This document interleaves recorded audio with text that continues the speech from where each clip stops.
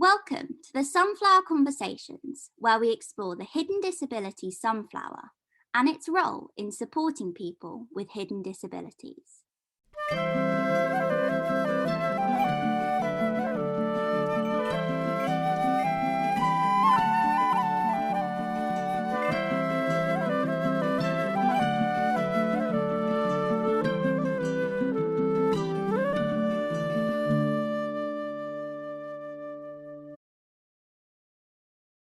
Welcome to the Sunflower Conversations. I am your host and my name is Chantal. Joining me today is Alex Manners. But before I do the full intro, I'm going to give a visual description of myself and I'm going to invite Alex to do the same. So the visual description is for anybody who has sight loss.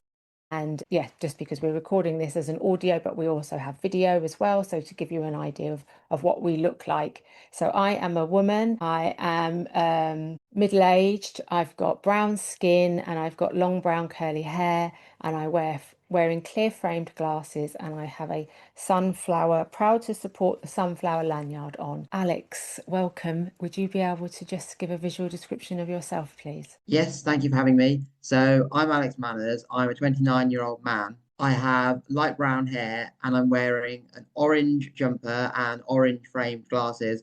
And I have a green sunflower lanyard on. Thanks, Alex. So Alex is autistic and is also an autism and neurodiversity speaker, presenter and author. Alex delivers motivational and educational talks about autism across the UK and has written and published his own book and appeared on Channel 4's Undateables. So I have a copy of Alex's book with me. It has a lovely photograph of him on the front. So we'll no doubt have an opportunity to find out a little bit more about the book as we journey through our conversation today. So thanks so much, Alex, for your time. It's very much appreciated. Thank you. So can you explain in your own words what autism is and what this means for you personally? Yes, of course. So autism is a hidden disability that means that we think, view what the world and see the world and communicate differently to other people. Everyone with autism is completely different, but there are a lot of common traits that many autistic individuals may have. And these include things such as a love of routine, taking things literally, differences with language and communication, highly focused interests, high levels of stress, and maybe even sensory challenges. For me, I've always looked upon my diagnosis as something positive because right from when I was first diagnosed, my dad told me that it was a positive thing that gave me special powers. So, although there have been a lot of challenges that even today I still have to face, there are also lots of positives of that diagnosis that I like to call my autism superpowers. And because it's classed as a hidden disability, I would say that I am disabled, even though I don't always feel disabled. I have a very black and white way of thinking. So that's how I would normally describe my autism. Yeah, okay, thank you. And on your book, on the front cover of your book, the title is called That's Not Right, My Life Living with Aspergers. So would you mind explaining Aspergers for our audience? Because I know that language and names and terms of diagnosis is continuously evolving. So for you, from your perspective, your life living with Asperger's, number one, what is Asperger's? And can you maybe explain why that term isn't used in new diagnosis? So when I was 10 years old, I was diagnosed with Asperger syndrome, which is a form of autism on the autism spectrum. And they don't use the term Asperger syndrome to diagnose people with anymore. They now just use ASD or autism spectrum disorder. And the reason is that the guy who first coined the term, Hans Asperger, back in I think 1944 or the 1940s, he's now thought to have been a Nazi, which is why they don't use the term anymore. But I still like to use the term because I feel that when I use Asperger's, people understand me and my traits better than if I just say autism or ASD or autism spectrum disorder. So a lot of people who were diagnosed with Asperger's, even though it's not a term that's medically diagnosed anymore, is still a term that they like to use, which is why I still like to use it. And it is very much just that you said within the community, everybody is an individual and everybody has the right to describe them and their condition as they want to and to feel comfortable with, right? So thank you for that. You said when you were explaining sort of broadly what some of the traits are for an autistic individual. And you mentioned about having, specific interests and hobbies. Can you tell us a little bit more about yours? So, autistic individuals sometimes have what are known as special interests, which are basically just subjects that they're obsessed with or know absolutely everything about. And sometimes these subjects can be very common subjects. Sometimes they can be very, very niche or very, very unusual. So I actually have two special interests. My biggest one by far is football. It literally dominates my every thought. I mean, I've been to watch a match at all 92 English Football League grounds. I can name all of the grounds in the top 5 tiers of English football. So all the names and capacities. I've got around 200 football shirts, 500 football badges. And football has also given me a way, or has been a way for me to cope with a lot of the challenges that I've had to face. So it's been a great way for me to, cope with some of the challenges I faced in school. And even today, it helps me a lot. Interest really not as big as football, but a big interest of mine is children's television. Okay. I think because my granddad always had brightly coloured cars and more brightly coloured clothes, that always enticed me to brightly coloured things, but also children's TV, as well as being very bright. The characters are easy to understand. They don't use any ambiguous sayings or phrases. You can always tell how they are feeling. So the language used in those programs, I would say, is more autism friendly, and easier for us to understand. So those are my two biggest interests. But as I mentioned, people can have slightly unusual interests. And I'll just give you an example of one of my friends from school who was and still is absolutely obsessed with anything to do with bins, skips, and rubbish. Yeah. It's so fascinating actually. And I was thinking about, again, the beginning, the overview about seeing things in black and white, and so language is so important. It must be so difficult for you because especially in the English language, there's so much kind of, I don't even know how to explain it, but like throwaway humor, sarcasm. Sarcasm is actually probably one of the things that is notable about the English culture, and that must be very perplexing for you. Language is a very difficult thing for me. I mean, even now, if you look at like idioms and phrases, even ones that I've heard on multiple occasions, they still confuse me because initially I'll still think of like the literal meaning. So, like when I play golf with my granddad, one of the common things that golfers say is if you hit a bad shot, they'll say, you didn't hit that. And I look at my granddad when he says that to me, and I'm like, well, how did the ball travel down the hole, down the fairway then? Like, how did it go down there if I didn't hit it? You just saw me hit it. And I know what he means, but it still confuses me no matter how many times he says it. And sometimes when people are like asking me a question, I know some of my family members, if I'm telling them where I'm going, they'll just look at me and they'll go, "Where?" No, sorry. They'll go, what time? What time are you leaving?" And I Yeah, sit there thinking, do you mean what time am I leaving the house? What time am I leaving my friend's house when I meet them? Or what time have I got to be there at the place I'm going? And they just yes, say like, what time?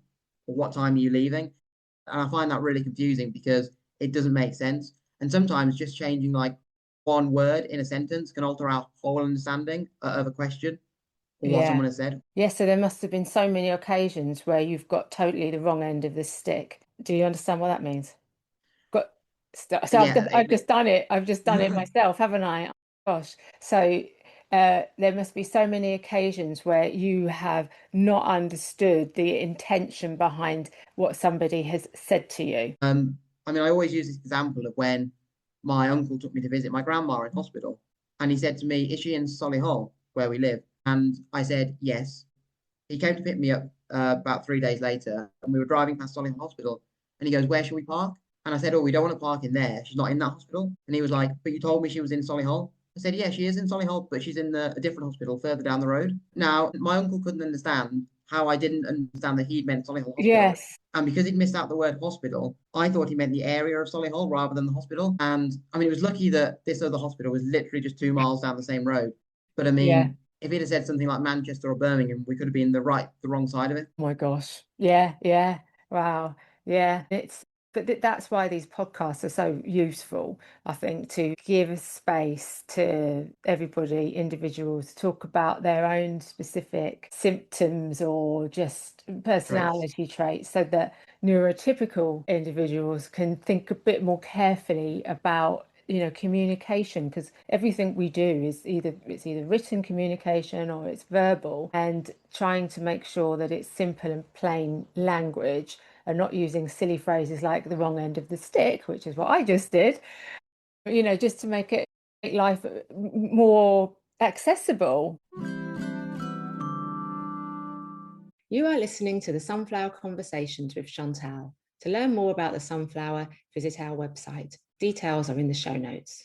So you mentioned about how football is one of your passions and that it really helps you. So I know you have quite a unique use of the football programs. Would you share with us what that is? Yeah, so I first went to my first ever football match, I think when I was around 10 years old, when I was in primary school. And my uncle bought me a football program, and I absolutely loved reading it. And from that moment forward, wherever I go, I always take a football program with me. Because whenever I'm feeling stressed or anxious, I can always get my football program out of my bag, and it always takes me to a happier place, always makes my anxiety levels drop. So that's what football programs have done for me. I mean, I just dread to think how many I've got. I mean, I've got a whole bookshelf that reaches the top of the wall, just full of programs. So I mean, I've got one from practically nearly every match I've been to. When did you start? Did you say that? Realizing that that Um, was your thing and collecting them? from the very first match I went to, my uncle who took me bought me a program from that match, and I took it into school. I found Primary that when I was school. stressed in primary school, Yeah. yeah, and I remember that I found that I was reading it when I was stressed in the lessons. And then from then on, whenever I went to a match, I'd always buy a program, and I was always taking them into school. And I found that when I was in school, when I was in a lesson, if I was feeling anxious, reading that football program always made me think of the happier times I've had at the matches, made me think of like the matches I might have had coming up the next weekend, or in a few weeks. So football programs always make me feel relaxed when I'm reading them. And it doesn't matter what program it is or what team it is. It could be a program I've read 100 times. It would still make me feel less anxious. Yeah. And what about reading programs for games that you haven't been to? Have you ever had it been, does anybody ever gift you programs because they know how much you love football? Yeah, too many to be honest. I've actually had to turn down people's offer of programs because I literally don't have any space for them. Yeah, I had my grandma's friend lived in London and supported Charlton, so she would always send me programs when she went to Charlton matches. And then I had another friend up north in Yorkshire who used to send me all the like non-league programs of matches he'd been to, and it was like the highlight of like the week or the month receiving programs in the post. And even though they were matches I'd not been to, I still have got every program they sent me. Oh, that's really nice. I mean, that the thing is, also receiving something in the post always feels really special, and they've gone out of their way to do that for you. So yeah, I can imagine it must have actually set off a lot of positive endorphins. It did. To be honest, it made me. I mean, I always wanted to go to all these grounds, but it made me want, even if I'd already been to some of these grounds, it made me want to go back to them so badly by reading Yeah. their programs. What examples have you got?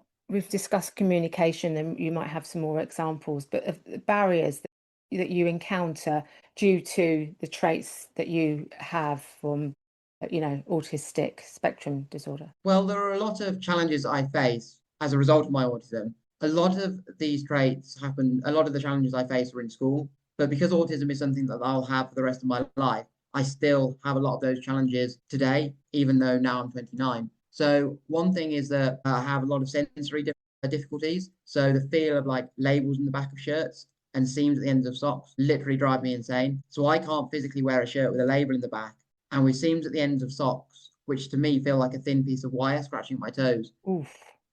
I often have to either wear my socks inside out or even sometimes get my grandma to unstitch the seams and sew them on back to front just so that I can wear them.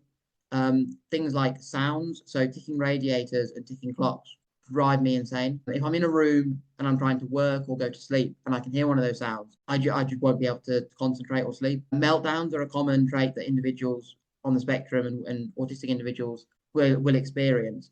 And although I don't have them as often as I used to, and they don't last for as long, they still happen. And meltdowns can happen over very, very small things. Meltdowns basically just where we lose all control of our brains or our bodies, and they can be verbal or physical. And it's just like an overwhelming response to situations where maybe we don't know of how else to express our feelings. So I still have meltdowns to this day.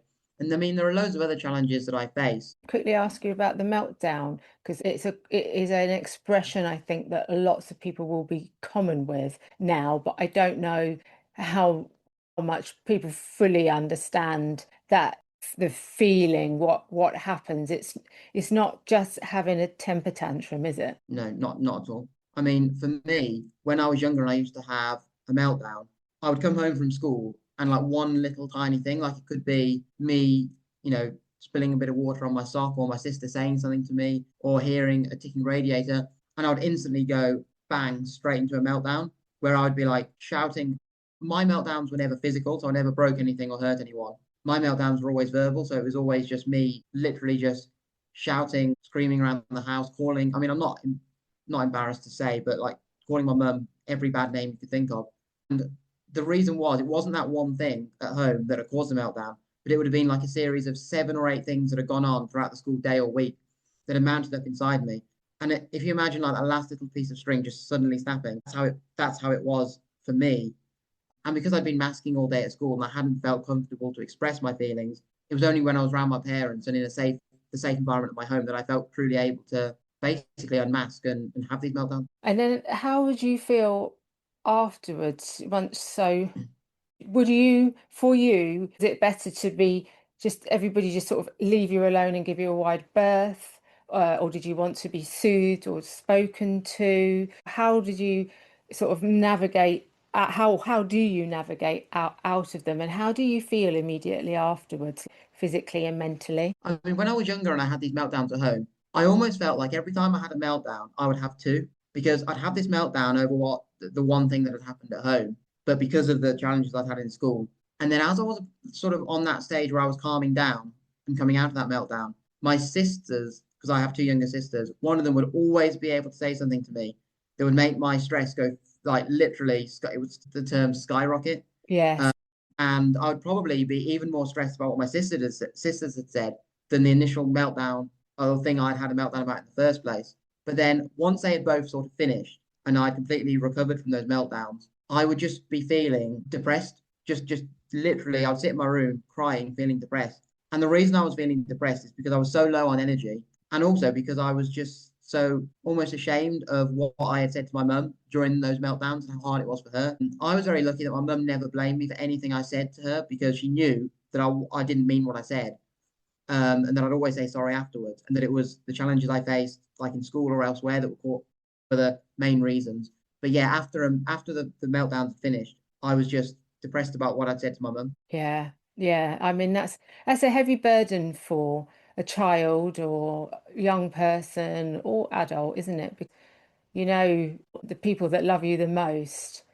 And if this was such a frequent occurrence, particularly when you were at school because you were having a difficult time, the roundabout in your head of the cycle of a difficult day at school, coming home, having to let go and have a meltdown, then not upsetting your mum, but feeling you'd upset your mum, having a difficult relationship with your sisters. I mean, that's just a continual. There's a film called Groundhog Day where he's stuck in this loop where every morning is the same. I don't know if you've seen it, but there was an expression, it's like Groundhog Day because it's the same every day. It must be really tough. Yeah, it was very difficult. I mean, I always say that I was lucky because when you have a meltdown, you can't think straight. Like for me anyway, I couldn't think straight.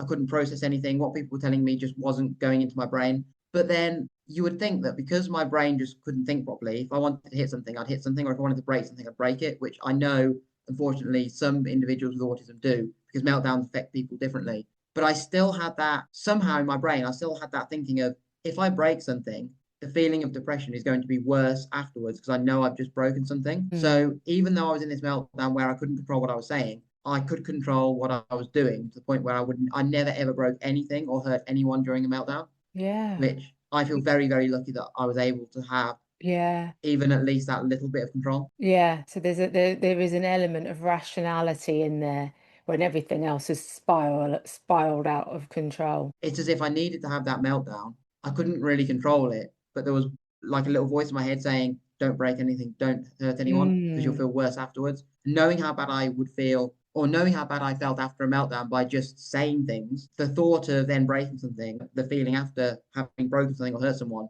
would probably have made actually breaking something just unbearable to even think of. You are listening to the Sunflower Conversations. Remember to hit subscribe.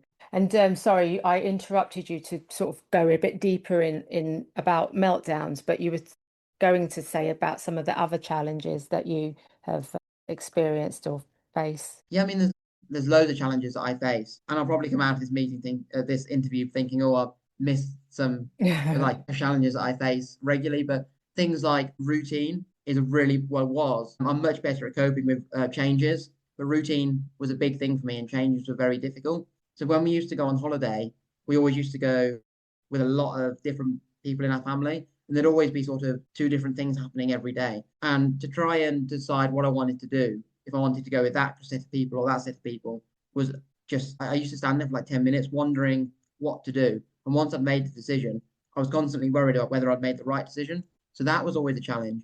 And if someone changed my plans at the last minute, or say 4 out of 5 things in my diary had been planned, that one little thing that hadn't been planned yet would still be going through my head until it had been completely planned and organized. Yeah. So that was another challenge that, I mean, I still don't like change. I don't like things being rearranged at the last minute or not knowing things. But I feel like I'm much better at coping with them, and I'm able to be now much more spontaneous. So that was another big challenge that I've always had to face. Well, when we joined this recording, we had some technical difficulties, which turned out were my fault. Well, not my fault, the computer's fault. And I was wondering how you were feeling in response to this, you know, the audio wasn't working, and how that was making you feel. I mean, for me, I've been on so many meetings and interviews online that these things have happened before. So I guess I'm just used to them. So thankfully, I was absolutely fine. And I always put like a big chunk in my diary anyway. So if meetings or things do overrun, that's absolutely fine. So I never try and organize back-to-back meetings or anything like that. So thankfully, I think I'd have been worse when I was younger, but now I'm fine with things like Okay. that going wrong. And also because you're in control now, aren't you? Because you're an adult, so you know that you've built in time for any problems, so that it's not going to interfere with your next meeting or your next call. But I guess when you were younger and on a school timetable, you have no control over that, or if your parents are making the decisions for like we're going on holiday or whatever. When we're children, we're not in control. We're not autonomous, are we? We are led by our caregivers, or whether that's a school environment or our family. Yeah, you're right. I mean, I remember when I was in school, like a PE lesson, for example, I never had enough time to get changed afterwards. So I'd always be like the last one leaving the changing room. And then I'd be worried about being late to the next lesson because there was no time for me to get changed, and there was no sort of like gap in between the lesson. It was just straight from one lesson to the next. And I remember there was always one poster in my secondary school on the wall, and it always read, "You are the masters of your own destiny." I remember it clearly. And I used to just want to rip it off the wall because I thought, if I'm the masters of my own destiny, then why am I forced to be here every day? Yeah. It just didn't, someone who's very black and white in the way they think, that just didn't make sense to them.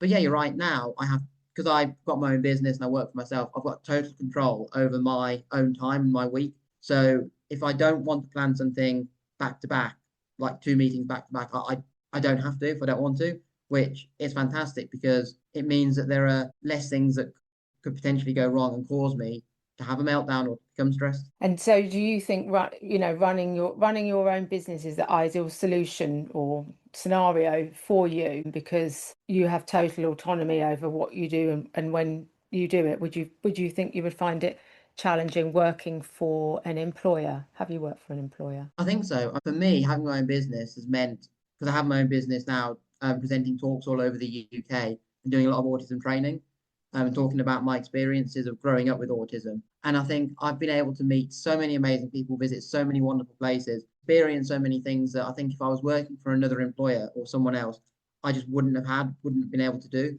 So I feel very lucky that I'm in a position that I had family to support me when I was building up this business, and also that I'm now in a position where I can make a living out of working for myself. Because I know for a lot of autistic people, they would need that structure of, going into an office every day, knowing how much money they're taking home, knowing where they're going to go every day. Whereas my weeks are completely different every week. And when people say, what's your typical day like, or what do you do at work? It's really hard for me to say because every week is like completely different. Yeah, it sounds like a lot of fun. It's very fun. It wouldn't be for everyone, but I absolutely love it. Good.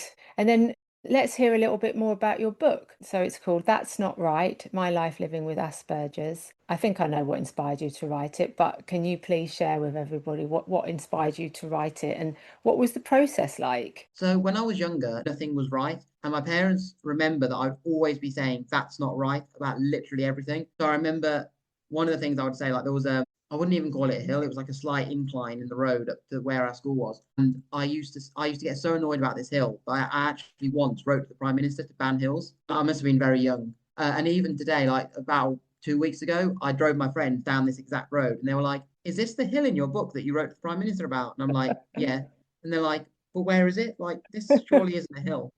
So the fact that I was always saying that's not right about everything, inspired the title for the book. And basically, the reason I wrote the book was I was writing an article, I think for an online website about my experiences in school, and asked my dad if he got any information that I could include. And he took me into our garage and produced two toy boxes just jam packed full of all the meetings he'd ever had with my teachers, all the emails he'd had that he'd collected and kept. And I thought, wow, that's not going to fit in an article. I want to share that with people because I'm very confident at sharing very personal things that most people wouldn't feel comfortable to share.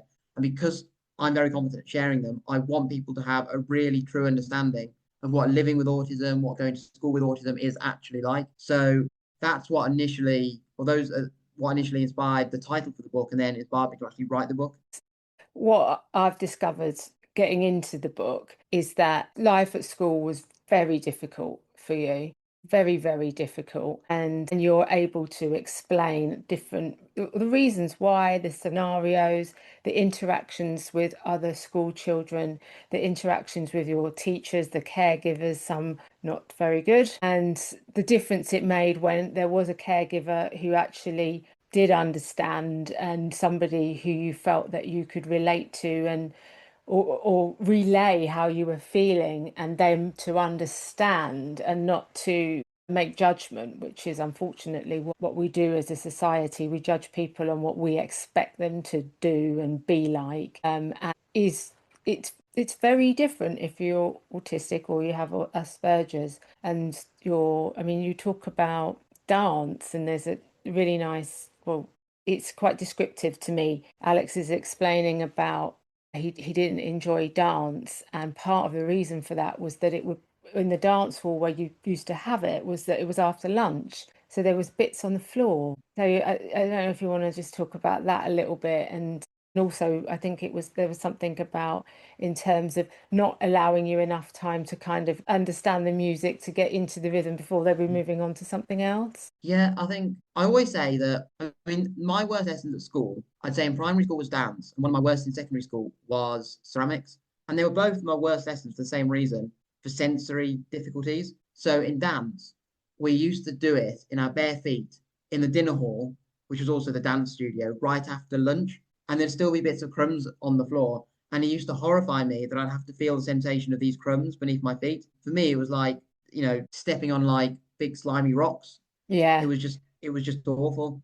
And they didn't give me any leeway. They didn't allow me to wear my shoes or anything like that. Well, I felt that in my primary school, a lot of teachers didn't really understand autism or how to support autistic individuals. So that lesson was just awful. And even in some of the dance lessons, I remember we had to get very physical with other students. And what I mean by this is we would have to do dance routines where, like, for instance, loads of us would lie on the floor and then one person would like roll on top of everyone. And I just absolutely hated it. And the other thing that used to really annoy me was that at my cousin's primary school, they never even did dance. So the fact that we were doing it like literally every week, it just really, really bothered me because I love sport and physical activity, but I would prefer to have been playing tennis, golf, football than dance, where you have to yes. touch all these crumbs beneath my feet and get so physical with other people. Yeah, yeah. And that just really goes to show what a lack of awareness there was there. And I feel that with your business, you are doing a lot of educational talks, aren't you, into about autism and what it's like. So things have moved on a lot since you were at school. Would you agree or not? Things have moved on a lot. I still think there's a lot of understanding to be awareness to be raised because I still think a lot of people have preconceived ideas about what autism and Asperger's is and Yeah. how it affects individuals. I mean, yes, it's moved on a lot. That there's so much more understanding now than when I was, say, back in primary school. but I think there's still a lot more awareness to be raised. Yeah. And so it's Yeah. keeping you busy. It's keeping me very busy, and yeah, again, what I share is sometimes what people maybe wouldn't want to share because it's so personal. And Yes. even like standing in front of like 100 people, a lot of my friends that have a diagnosis like me, they just wouldn't be able to stand up in front of like even like 20 people, let alone 100, and talk about their challenges or their diagnosis. And because I feel privileged to have that almost superpower, autism superpower, I want to use that superpower to educate and inspire as many individuals as I possibly can. And with my talks, that's books. I want to educate and inspire as many people as I can. The reasons I present these talks is to show people exactly what having autism is like, show them that there are actually positives of having a diagnosis and not just challenges. And I also want to make different environments like schools and the workplace more accessible for autistic individuals. Thank you. And I know that you were on the Undateables. What was that experience like? So I was on 2 episodes of the Undateables on series 10 and series 11. Now, I didn't apply to go on the show. It was actually a producer that saw an article I'd written about my autism online. And she then got in touch with me and asked me if I'd like to go on the show. And because I'd watched the program so many times before with my parents, and I would like to find a girlfriend, I decided that, yeah, I'd love to go on the program. And I actually had a really positive experience of being on the show. So I really enjoyed being on. I think the weirdest thing for me, I mean, I was fine being filmed. The weirdest thing for me was that because I went on 2 different dates on the two episodes. The first date I went on was my first ever like proper date, and it was weird thinking that literally everyone in the world could potentially watch my first ever date, which is not an experience that probably, well, hardly anyone would have. Yeah, yeah. I mean, that's really exposing, isn't it? It can be. I mean, I didn't think too much about it until I filmed the episode where I was on the date, and then I thought, hang on a minute, everyone in the world can watch this, and it's my first ever proper date. So yeah, but I mean, they filmed me in all the different locations that I would normally be in my everyday life. So at my squash club, at my house, at the radio station I was presenting at, in the local town centre. So they were filming me in lots of the locations that I was familiar with, which was really great. It made me feel more comfortable anyway. Yeah. I mean, I was fine being filmed anyway, but yeah, it just made it much more enjoyable and made me feel more comfortable being filmed in places I was familiar with. Yeah. And so they took that on board to so make those accommodations so that you were at ease, so that actually you had a good experience at the show and it was a good episode. Yeah, and I think they do that for most people where they will film them in their local area, try and get like their background story. And I guess if they're in an environment that they're relaxed in, then their answers to the questions that the camera crew are asking are going to be a lot more in depth because they're more relaxed, so more able to open up. So you actually had a date? I had 2 dates 2 days. on each of the 2 episodes I went on. I didn't actually meet up with the girls that I went on a date with again. And I think the main reason was they lived quite far away from me. So that was the main reason. Okay. Well, thanks for sharing that. It's very interesting. So you're wearing the Hidden Disabilities Sunflower lanyard. I'd just like to get your thoughts about it. Well, I think it's a brilliant tool because I mean, I explained a bit about if you want, when I have used it before. So I have used it before when I've been in airports. And what I find is brilliant is the staff, I don't even need to tell them what I'm worried about. It's almost like they instinctively know. And one of the things about an airport that I really worry about is where I need to go. And then when I find the queue or the queue I think I need to be in, I'm always then worried about if it's the right queue and if I'm going to like miss my flight because I can't get to the security in time or whatever it might be. But they're always very, very good at recognizing and either showing me where I need to go, asking me where is it you need to go, or actually taking me to a fast track queue so I can get through security quicker and then not have that anxiety around missing my flight. So I think it's a brilliant tool to actually show people that there might be things you're struggling with without actually having to go into a lot of detail and explain to people. Because I know a lot of autistic individuals might not feel comfortable in explaining or might not even know how to explain what they're feeling. Yeah, that's a really good point that you raise. Before we started recording, we were talking about the new Sunflower Extra card, where you can fill in your information about yourself and the type of support you might need, and then tap it on a phone device, and then just show the screen to somebody, so that you don't have to verbalize how you're what you need. in that moment, saying that you thought that that would be really useful? Yeah, I really do. Because at the moment, I do have like a little card that I put at the bottom of my lanyard that just literally says, I have an autism spectrum disorder that may make me vulnerable. And then on the back, it's just got 3 or 4 little facts about autism. And then I think my dad's contact details. But to have a card like that that goes into a lot more information is fantastic. It Yeah. really is. Because it gives people more accurate and up-to-date information about that particular person. Yeah, and the thing is, you can, because it's your profile, you can go in and update it and change it as and when you want to. So that's also really, really helpful. Well, I shall be sending you a voucher so you can get one. Brilliant, thank you. So as a disability inclusion tool, what benefits do you think the Sunflower offers to wearers with non-visible disabilities? I think it highlights that actually some people do have hidden disabilities because, I've often had in the past, well, people thinking, well, what's wrong? What's wrong with him? I can't see anything wrong with him. So what's wrong? Whereas they don't see what's going on in our brains, internally. So I think it just highlights that actually there are a lot of people out there that have disabilities that aren't visible. And it also, highlights, well, it helps people who may be like, I'm very confident at telling people what my challenges are, what I might need. A lot of autistic people won't be confident at telling people what they need. They might not even know exactly what they need. So to have something like this that people can recognize that they might need help with something and then put that help potentially in place without that person needing to really do anything or say anything is absolutely fantastic. And because it's such a recognizable thing, I think so many people understand why people are wearing it. So yeah, it's a fantastic tool to have and so simple as well. Finally, Alex, would you be able to share one piece of advice that will lead to better inclusion for autistic individuals? Yeah, I mean, one piece of advice is very difficult to give because there's so much. Just trying to think what the best piece of advice would be. I'm just I would asking you say, to give one because we'll put information about you in the show notes so that anyone can reach out to you because this is what you do for your living as well. So we want to, signpost people towards you for any additional talks and advice, etc. But yeah, we'd just like to finish on a one golden nugget.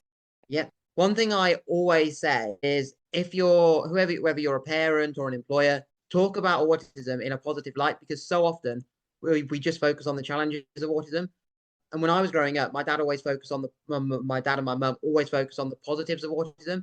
And because at the time, that's kind of the only things I knew about autism were an Asperger's, what they were telling me, I kind of believed them. So it's really important that whoever you are, if you've got a child with autism, or if you're employing people with autism, or you're writing about it, focus. Yes, talk about the challenges, but focus also on the positives of that diagnosis and the amazing things that autistic people can do because they really can be and can do amazing things and think in amazing ways and be fantastic human beings, fantastic employees, fantastic team players. So I think focusing on the positives is really important. Is just perfect. That is absolutely brilliant. Thank you so much. And Alex has demonstrated throughout his life that in spite of some of the challenges, which were pretty tough at school, what he's doing is absolutely thriving. And yeah, it's just reframing it. So good for you, Alex. And thank you so much for your time on the Sunflower Conversations podcast. We'll add show notes, but if you could just end by saying how people could find you on the internet or social media. So if you want to find me on the internet or on social media, I'm on all the social medias. So I've got a YouTube channel called all one word.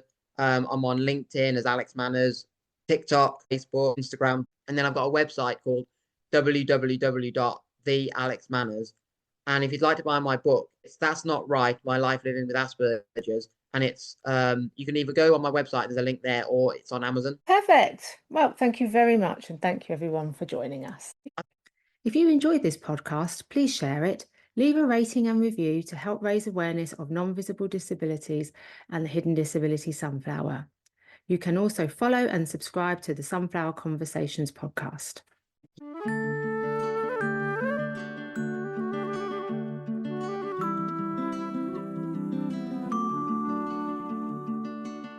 If you'd like to share your sunflower story or conversation, please email conversations@hiddendisabilitiesstore.com.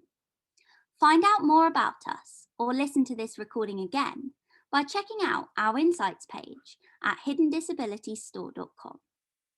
You can also find us on Facebook, Instagram, Twitter, YouTube, and LinkedIn. Please help, have patience, and show kindness to others, and join us again soon. Making the invisible visible with the Hidden Disabilities Sunflower.